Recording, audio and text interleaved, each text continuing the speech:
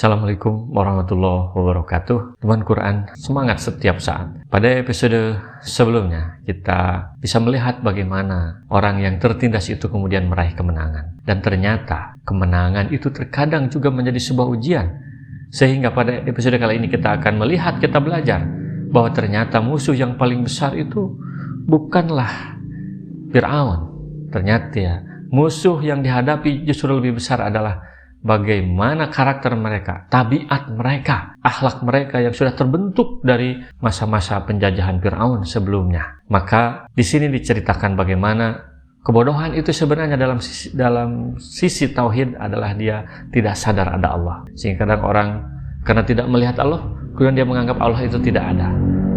Pernah suatu saat ada seorang yang berbicara bahwa dia mengkhawatirkan terhadap apa yang akan terjadi. Dia memiliki anak yang banyak, dari mana biayanya? Kalau secara logika, ini hampir tidak mungkin karena penghasilan dia tidak akan cukup untuk membiayai anak yang banyak itu. Tapi kemudian ada orang yang berkata, jangan takut, ada Allah. Allah yang menjamin rezeki setiap manusia. Allah sudah memberikan janji bahwa jangan takut terhadap rezeki anak-anakmu, keturunanmu, karena Allah yang menjamin. Yakin ada Allah, maka itu adalah menjadi kunci bagaimana bisa meraih kemenangan secara terus-menerus. Jangan sampai seperti Bani Israel, setelah dia dimenangkan oleh Allah, justru terjadi banyak penyimpangan-penyimpangan. Kita akan lihat seperti apa yang terjadi pada episode kali ini.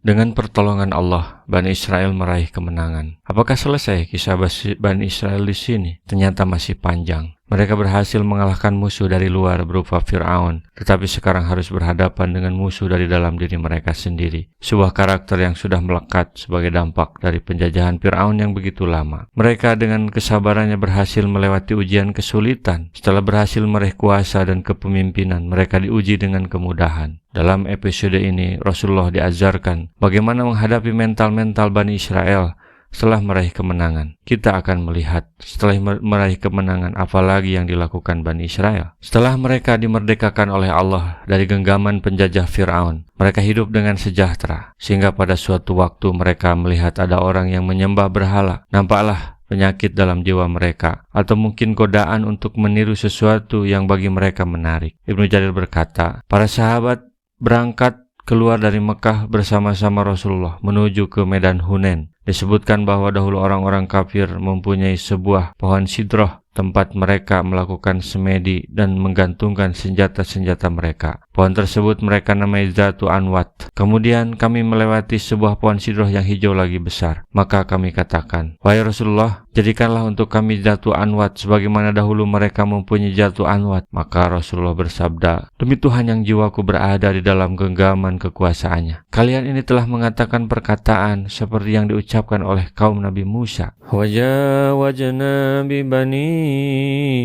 Israil al-bahra fantaw ala qawmi ya'kufuna ala asnamil lahum qalu ya Musa ij'al lana ilahan kama lahum alihah qala innakum qaumun tajhalun. Dan kami selamatkan Bani Israel menyeberangi laut itu, bagian utara dari Laut Merah. Ketika mereka sampai kepada suatu kaum yang tetap menyembah berhala, mereka Bani Israel berkata, wahai Musa, buatlah untuk kami sebuah Tuhan berhala sebagaimana mereka mempunyai beberapa Tuhan atau berhala. Nabi Musa menjawab, sungguh kamu orang-orang yang bodoh. Inna haula'i mutabbarum ma hum fihi wa batilum ma kanu ya'malun. Sesungguhnya mereka akan dihancurkan oleh kepercayaan yang dianutnya dan akan sia-sia apa yang telah mereka kerjakan. Inilah perilaku jahiliyah yang artinya bodoh, bukan tidak bisa baca tulis atau tidak bisa teknologi dan lain sebagainya, tetapi tidak mengetahui dan tidak sadar akan kehadiran Allah Subhanahu wa Ta'ala. Padahal Allah yang telah mengunggulkan mereka dengan risalah tauhid dan memerdekakan mereka dari penjajah Fir'aun. Qala aghairallahi abghikum ilaha wa huwa fadallakum alal alamin.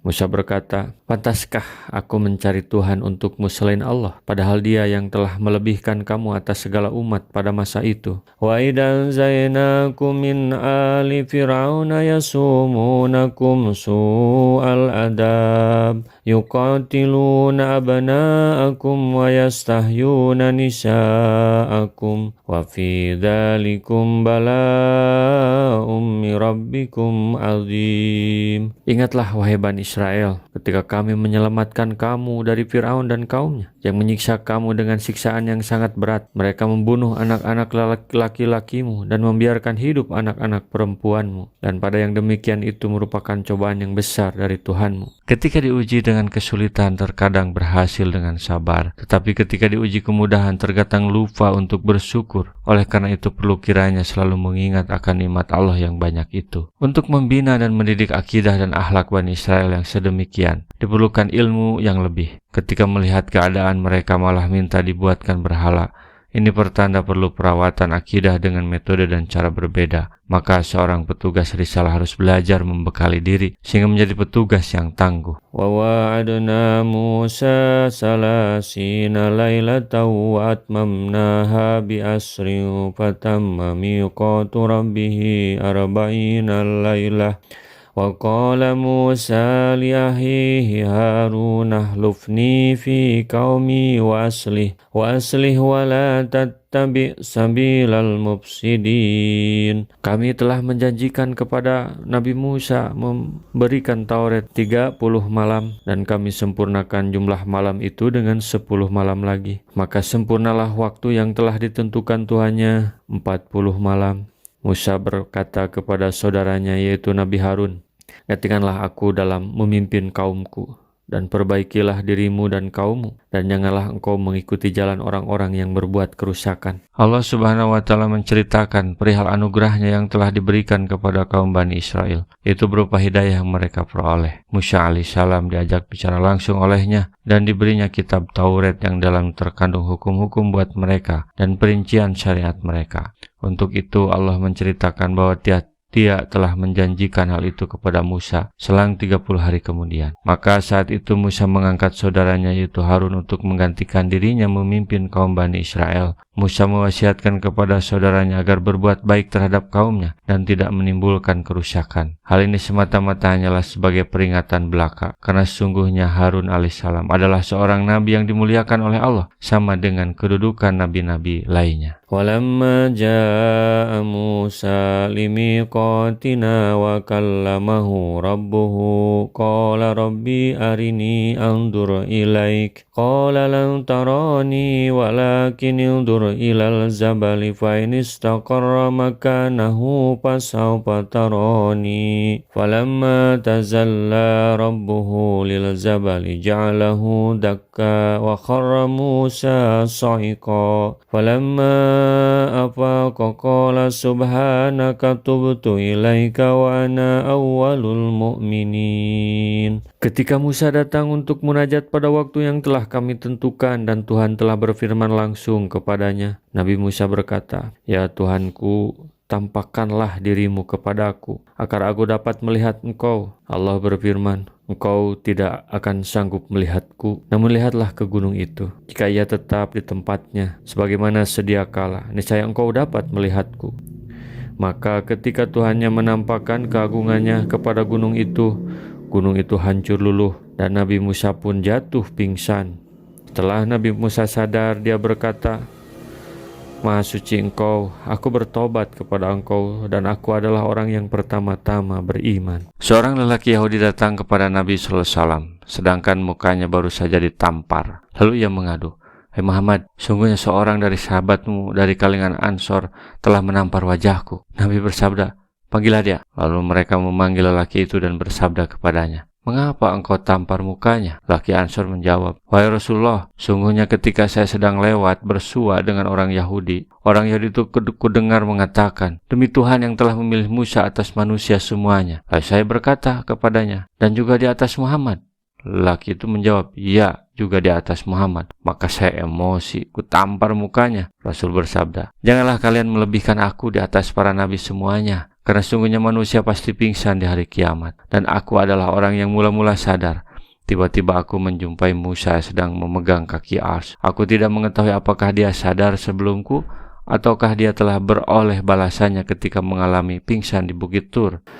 Qala ya Musa inni istafaituka 'alan nasi birisalati wa bikalami fakhudh ma ataituka wa kum minas sakirin. Allah berfirman, wahai Musa, sesungguhnya aku memilih melebihkan engkau dari manusia yang lain pada masamu untuk membawa risalahku dan firmanku. Sebab itu berpegang teguhlah kepada apa yang aku berikan kepadamu, dan hendaklah engkau termasuk orang-orang yang bersyukur. Allah Subhanahu wa Ta'ala menceritakan bahwa dia berbicara kepada Musa. Dia memilihnya di atas semua orang-orang yang semasanya untuk membawa risalahnya dan untuk berbicara langsung dengannya. Tidak diragukan lagi bahwa Nabi Muhammad SAW adalah penghulu semua anak Adam dari yang pertama hingga yang terakhir. Karena itulah Allah menjadikannya sebagai penutup para nabi dan para rasul. Dan syariatnya terus berlaku sampai hari kiamat terjadi. Para pengikutnya lebih banyak daripada para pengikut nabi-nabi dan rasul-rasul lainnya. Sesudah beliau dalam hal kemuliaan dan keutamaan menyusul Nabi Ibrahim kekasih Allah. Kemudian Musa bin Imran yang pernah diajak berbicara langsung dengan Tuhan yang Maha Pemurah.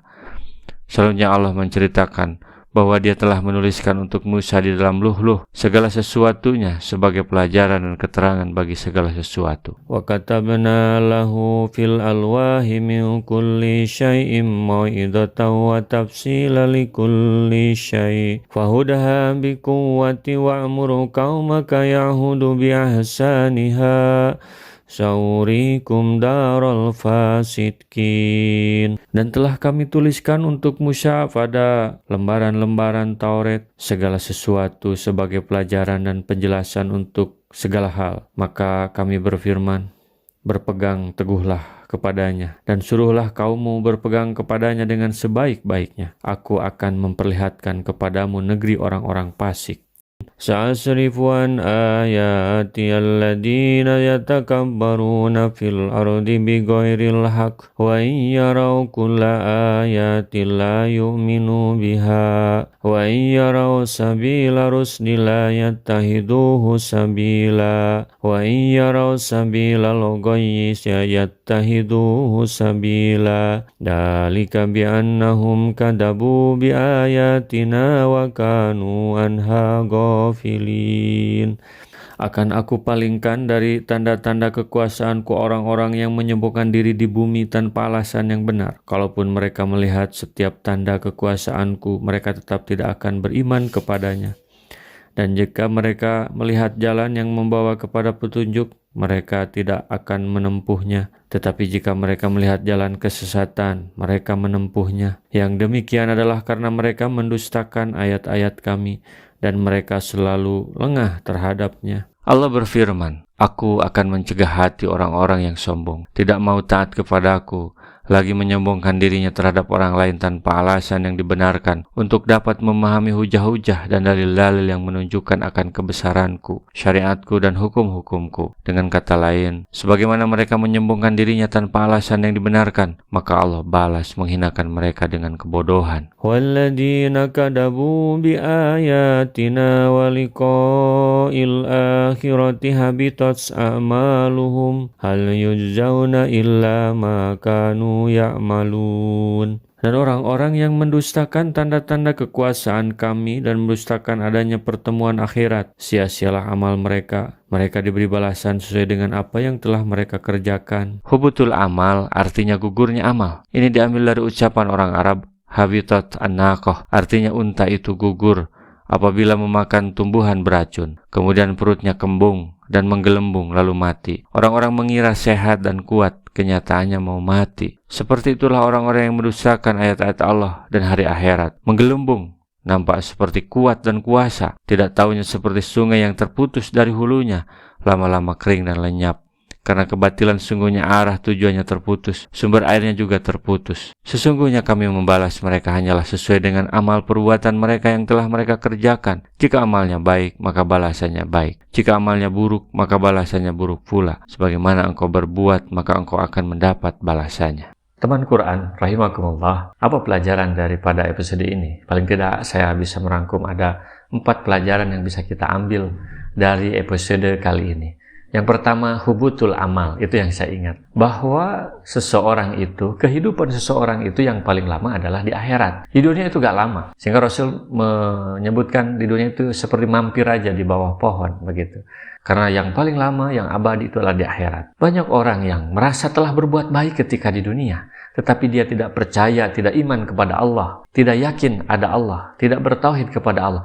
Maka seluruh amal baiknya itu, menurut episode kali ini, dia itu hancur semua. Jadi seperti unta yang bunting, yang kembung perutnya disangka bunting, padahal dia sedang punya penyakit. Nah, itulah hubutul amal. Yang kedua, ciri orang beriman itu, ketika dia menghadapi kesulitan, dia akan sabar. Sehingga dia akan meraih kemenangan dengan kesabarannya itu.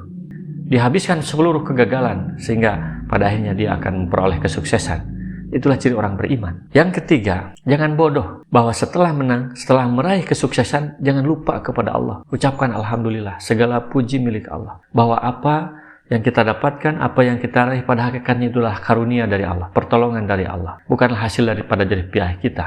Apa sih manusia? Apakah Nabi Musa bisa membelah lautan? Enggak kan? Yang membelah itu hakikatnya Allah. Allah yang maha besar, Allahu Akbar. Yang keempat, bahwa meskipun tidak terlihat oleh mata, Allah itu selalu hadir, selalu ada menyaksikan kita.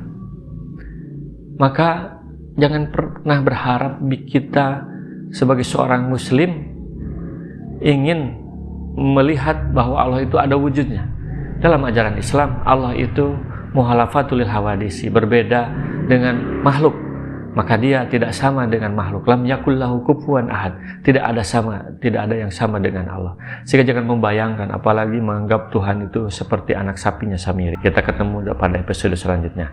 Assalamualaikum warahmatullahi wabarakatuh. Rasulullah SAW bersabda, baligu anni walau ayatan, sampaikan dariku meskipun 1 ayat. Mari kita sebarkan jalan kebahagiaan dengan like, share, dan subscribe channel ini.